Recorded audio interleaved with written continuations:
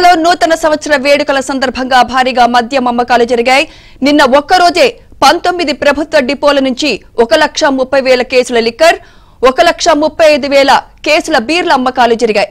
నిన్న ఒక్కరోజే ప్రభుత్వానికి 125 కోట్ల ఆదాయం వచ్చినట్లు తెలిసింది.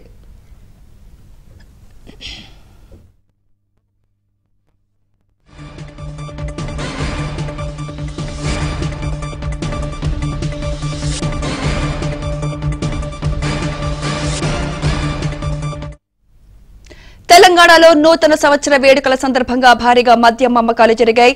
నిన్న ఒక్కరోజే 19 ప్రభుత్వ డిపోల నుంచి 1,30,000 కేసుల లిక్కర్, 1,35,000 కేసుల బీర్ల అమ్మకాలు జరిగాయి. నిన్న ఒక్కరోజే ప్రభుత్వానికి 125 కోట్ల ఆదాయం వచ్చినట్లు తెలిసింది.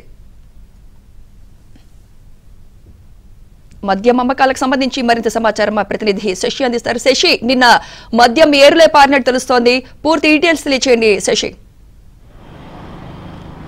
డిసెంబర్ 31న తెలంగాణలో మద్యం అమ్మకాలు విపరీతంగా పెరిగాయి. మద్యం ఎక్కువగా కొనుగోలు చేయడానికి మందుబాబులు ఆసక్తి చూపించారంటూ చెప్పుకోవచ్చు. అర్ధరాత్రి వరకు కూడా మద్యం దుకాణాలు తెరుచుకోవడానికి ప్రభుత్వం ఆదేశాలు ఇచ్చినటువంటి నేపథ్యంలో భారీగా మద్యం కొనుగోలు జరిగాయి. సుమారుగా డిసెంబర్ 31న ఒక్కరోజే ప్రభుత్వానికి 125 కోట్ల ఆదాయం వచ్చి సమకూరిందంటూ కూడా చెప్పుకోవచ్చు. డిసెంబర్ 31న ఉదయం నుంచి అర్ధరాత్రి వరకు వైన్ షాపులు తెరిచి ఉన్నటువంటి నేపథ్యంలో సుమారుగా 1,30,000 కేసుల లిక్కర్తో పాటు 1,35,000 కేసుల బీర్ బాటిల్స్ అమ్ముడుపోయినట్టుగా కూడా ఇప్పటికే ఆబ్కారీ శాఖ అధికారులు ఒక ప్రకటనలో తెలియజేసినటువంటి సందర్భం ఉంది. అయితే నిన్న ఒక్కరోజే 125 కోట్ల మద్యం విక్రయాలు జరిగితే ఈ 3 రోజుల కాలంలో సుమారుగా 650 కోట్ల వరకు కూడా మద్యం విక్రయాలు జరిగినట్టుగా తెలుస్తోంది. ఈ 3 రోజులు అంటే 29, 30, 31 ఈ 3 రోజుల్లోనే సుమారుగా ప్రభుత్వ ఖజానాకు మద్యం విక్రయాల ద్వారా 658 కోట్ల లిక్కర్ సంబంధించినటువంటి ఆదాయం సమకూరిందంటూ కూడా చెప్పుకోవచ్చు. ఇక ఇదే కాకుండా ఈసారి ప్రభుత్వం రాత్రి వరకు కూడా వైన్ షాపులు తెరుచుకోవడానికి అవకాశం ఇచ్చింది. మరోవైపు ప్రైవేట్ ఈవెంట్లు కూడాను ఎక్కువగా ఈసారి ఏర్పాటు చేసుకున్నారు. ప్రైవేట్ ఈవెంట్లకు కూడాను మద్యం సరఫరా చేయడానికి వారు దరఖాస్తు చేసుకున్నటువంటి నేపథ్యంలో అబ్కారీ శాఖ ప్రైవేట్ ఈవెంట్లకు కూడా మద్యం సప్లై చేసుకోవడానికి అనుమతినిచ్చింది. సో ఈ నేపథ్యంలో సుమారుగా ప్రభుత్వ డిపోల నుంచి ఈ యొక్క పబ్లకు, ఆ తర్వాత ఈవెంట్లకు సంబంధించి తర్వాత ఈవెంట్లు ఆర్గనైజ్ చేసేటటువంటి వారికి కూడాను మద్యం సప్లై చేసినటువంటి సందర్భాలు కూడా ఉన్నాయి. ప్రభుత్వ డిపోల నుంచి ఈ యొక్క మద్యం సరఫరా కంటిన్యూస్గా సాగింది. అసలు ప్రభుత్వ డిపోలు ఎక్కడా కూడా క్లోజ్ చేయకుండానే ఈ 3 రోజుల పాటు కంటిన్యూస్గా ఈ మద్యం సరఫరా చేయడంతో 3 రోజుల వ్యవధిలోనే 658 కోట్ల మద్యం అమ్మకాలు జరిగాయంటూ చెప్పుకోవచ్చు.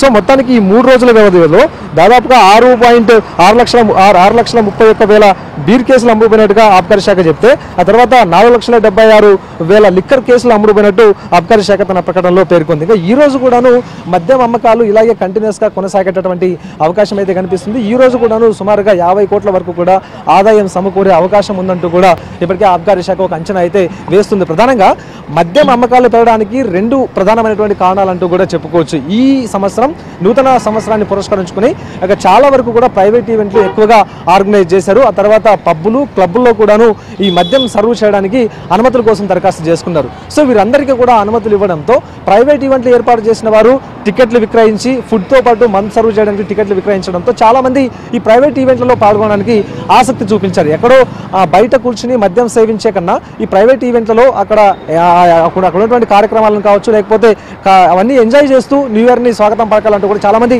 ప్రైవేట్ ఈవెంట్ల వైపు మొగ్గు చూపారు. ఈ నేపథ్యంలో ప్రైవేట్ ఈవెంట్లు ఆర్గనైజ్ చేసేటువంటి వారు కూడా పెద్ద ఎత్తున మద్యం కొనుగోలు చేశారు. ఇదే కాకుండా పబ్బులు, ఆ తర్వాత క్లబ్బుల్లో కూడాను ఈసారి మద్యం ఎక్కువగా విక్రయాలు జరిగాయి. ఆ తర్వాత 2 రోజుల ముందు నుంచే ఈ పబ్బులకు, తర్వాత క్లబ్లకు డిపోల నుంచి మద్యం సరఫరా జరిగినట్టుగా కూడా తెలుస్తుంది. ఇవన్నీ కూడా మద్యం అమ్మకాలు ఎక్కువగా పెరగడానికి దోహదం చేశాయంటూ చెప్పుకోవచ్చు.